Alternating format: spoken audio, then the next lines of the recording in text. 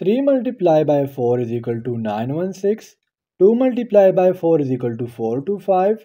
4 multiplied by 5 is equal to blank. देखिए students हमारे पास 3 को अगर 3 के साथ मल्टीप्लाई करें तो आ गया 9, 4 को अगर 4 के साथ मल्टीप्लाई करें तो आ जाएगा 16। इस तरह सेम टू सेम 2 को 2 से मल्टीप्लाई करेंगे तो आएगा 4 और ये 5 है। एक्चुअली ये 4 नहीं है, ये 5 है। 5 को 5 के अस्सलामुअलैकुम। आज की वीडियो में इंशाल्लाह हम वर्बल इंटेलिजेंस टेस्ट के पार्ट नंबर 42 को डिस्कस करेंगे। अगर आपने 2024 में FEF के किसी भी ब्रांच में अप्लाई किया है, चाहे वो एरो ट्रेड हो, स्पोर्ट्समैन हो या एनी ब्रांच हो, तो आज के MCQs आप लोगों के लिए बहुत ज़्यादा ज़रूरी है। आज की वीडियो को आपने एंड तक लाजमी से देखना है और वीडियो को कहीं से भी स्किप नहीं करना। So without wasting any time let's start the video.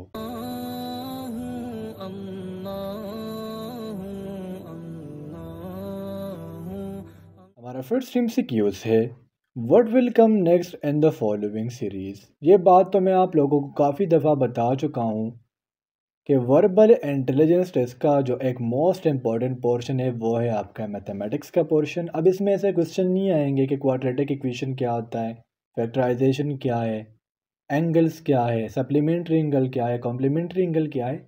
इसमें सिंपल मैथमेटिक्स के क्वेश्चन आते हैं और इसमें कुछ ट्रिक्स लगते हैं। तो मैंने आपको पहले भी ये बताया हुआ है कि आपने फर्स्ट ऑफ ऑल ये आइडेंटिफाई करना है क्वेश्चन में कि इसमें एडिशन हो रही है, सब्सट्रैक्शन, मल्टीप्लिकेशन या फिर डिवीज़न। तो अब अगर हम गिवन क्वेश्चन पर फोकस करें तो सिंपली हमारे पास मल्टीप्लिकेशन हो रही है। देखिए किया क्या जा रहा है कि जो हमारे पास डिजिट दी गई है उसको स्क्वायर लिया जा रहा है, ठीक है। अब 5 का स्क्वायर लेंगे तो 25 आएगा, 6 का स्क्वायर लेंगे तो 36 आएगा। फिर जो हमारे पास नंबर नोमिनेटर में था वो डिनोमिनेटर में चला जाएगा और जो डिनोमिनेटर में था वो नोमिनेटर में चला जाएगा। देखिए 5 5 आर 25 डिवाइडेड बाय 36। नोमिनेटर में 25 था तो डिनोमिनेटर में आ जाएगा और डिनोमिनेटर में 36 था तो वो नोमिनेटर में आ जाएगा। अब सेम चीज़ हमने इसके साथ करनी है। 8 का स्क्वायर लेंगे तो आ जाएगा 64 और 7 का स्क्वायर लेंगे तो आ जाएगा 49। डिनोमिनेटर में 49 है और नोमिनेटर में 64 है तो 49 नोमिनेटर में चला जाएगा और 64 डिनोमिनेटर में चला जाएगा। तो हमारा आंसर आ जाएगा ऑप्शन बी। नेक्स्ट क्वेश्चन है हमारा, which of the following is different from the rest. Different from the rest का मतलब ये होता है कि इसमें ऑड कौन सा है, ठीक है। ऑड मीन डिफरेंट कौन सा है जो बकाया से मुख्तलिफ हो। तो इधर इसका हमारे पास जो करेक्ट ऑप्शन है वो है ऑप्शन सी, मीन स्टेशनरी।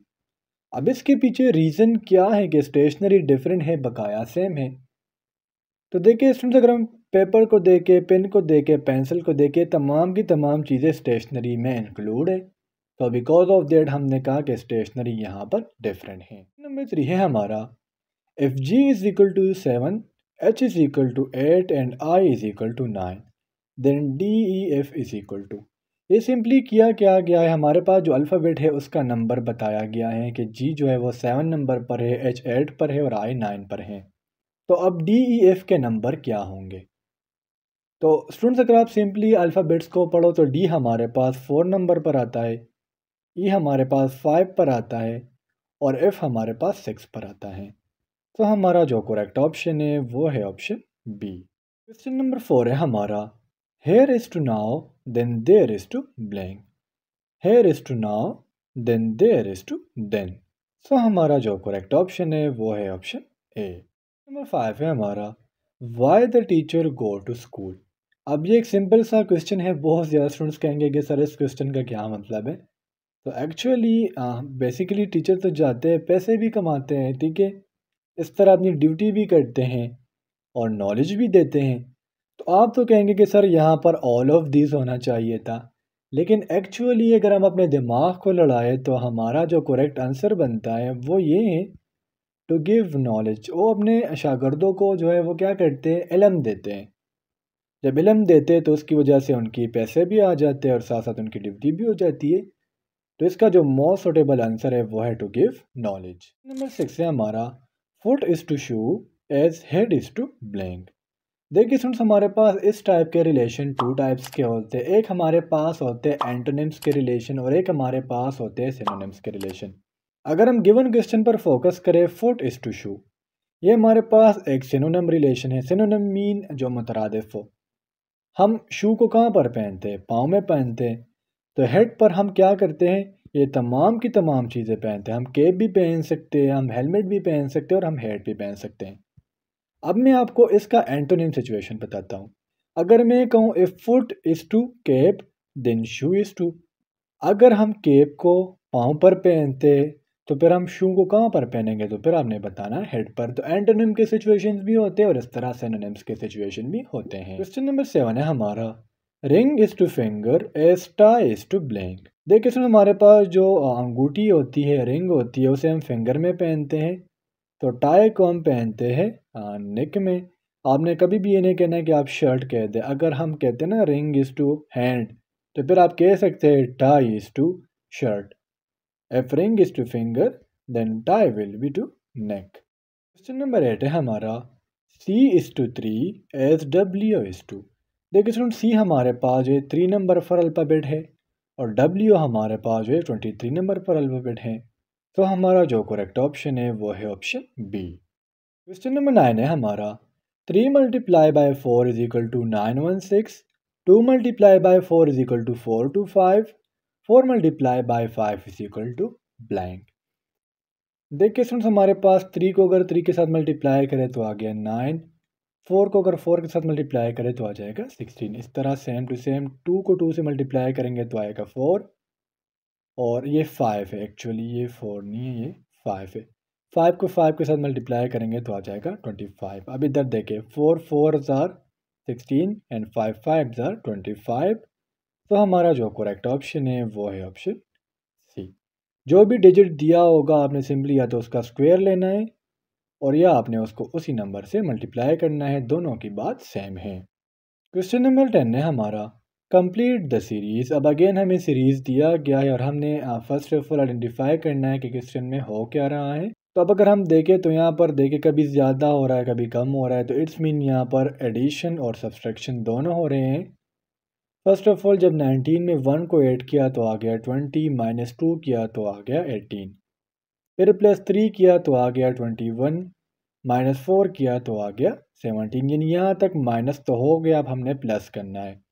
देखिए पहले 1 ऐड हुआ था, देन यहाँ पर 3 ऐड हुआ, अब हमने 5 को ऐड करना है। तो हमारा आंसर आ जाएगा 22।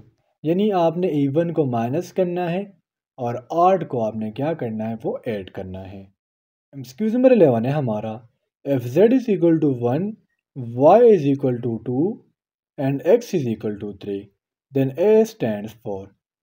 स्टूडेंट्स, हमारे पास टोटल अल्फ़ाबेट्स कितने हैं? वो है 26, जिसमें z जो है वो लास्ट यानी 26 पर आता है। तो अब यहाँ पर इन लोगों ने रिलेशन को उल्टा किया हुआ है। अगर z 1 पर है, y 2 पर है और x 3 पर है तो a ऑटोमेटिकली 26 पर आ जाएगा, क्योंकि स्टूडेंट्स रिलेशन को उल्टा बताया जा रहा है ना। z को 1 पर किया गया है तो a ऑटोमेटिकली 26 पर आ जाएगा। नंबर 12 है हमारा, कंप्लीट द सीरीज। अब अगर हम इस सीरीज पर फोकस करें तो हमारे पास हो रही है एडिशन। 3 में 4 को ऐड किया तो आ गया 7, 7 में 5 को ऐड किया तो आ गया 12, 12 में 6 को ऐड किया तो आ गया 18, 18 में 7 को ऐड किया तो आ गया 25। अब जब हम 25 में 8 को ऐड करेंगे तो हमारा आंसर आ जाएगा 33। तो the correct option is option C. Number 13 है हमारा, काव इज टू काफ। स्टूडेंट, जो गाय का बच्चा होता है उसे हम कहते हैं बिचड़ा और ना इंग्लिश में से हम काफ कहते हैं। इस तरह हॉर्स का जो बच्चा होता है उसे हम फॉल कहते हैं, FOAL। ये करेक्शन आपने कर लेनी, यहाँ पर इसका करेक्ट ऑप्शन नहीं है। डॉगर्स बुक के मुताबिक ये मेयर बताया जा रहा है, लेकिन ये मेयर बिल्कुल भी नहीं है, फाउल है। तो ये क्वेश्चन आपने याद कर लेना है। क्वेश्चन नंबर 14 है हमारा, which one is different from the rest. नीचे दिए गए अल्फाज में हमारे पास डिफरेंट कौन सा है? तो हमारा जो करेक्ट ऑप्शन है वो है option D, mean ammonia. Students, अगर हम बकाया पर फोकस करें, गोल्ड सिल्वर एंड आयरन, ये हमारे पास एलिमेंट्स है मां सिवाय अमोनिया के। क्वेश्चन नंबर 15 है हमारा, find the odd one out. अब नीचे दिए गए अल्फाज में डिफरेंट कौन सा है? तो हमारा जो करेक्ट ऑप्शन है वो है ऑप्शन सी, मीन मंडे। बकाया अगस्त, सितंबर और नवंबर तीनों के तीनों हमारे पास मंथ है, जबकि मंडे हमारे पास एक डे है। तो स्टूडेंट्स, ये थे आज के हमारे वर्बल इंटेलिजेंस के एमसीक्यूज़। उम्मीद करता हूँ आपको तमाम एमसीक्यूज़ क्लियर हुए होंगे। और अगर फिर भी आप लोगों को कोई भी कन्फ्यूजन हो, कोई भी डाउट हो, तो आप लोग मुझसे कमेंट सेक्शन में पूछ सकते हो। इंशाल्लाह अगले वीडियो में मिलते हैं। तब तक के लिए मुझे इजाज़त दीजिए। मुझे अपनी दुआओं में याद रखिए। अल्लाह हाफिज़।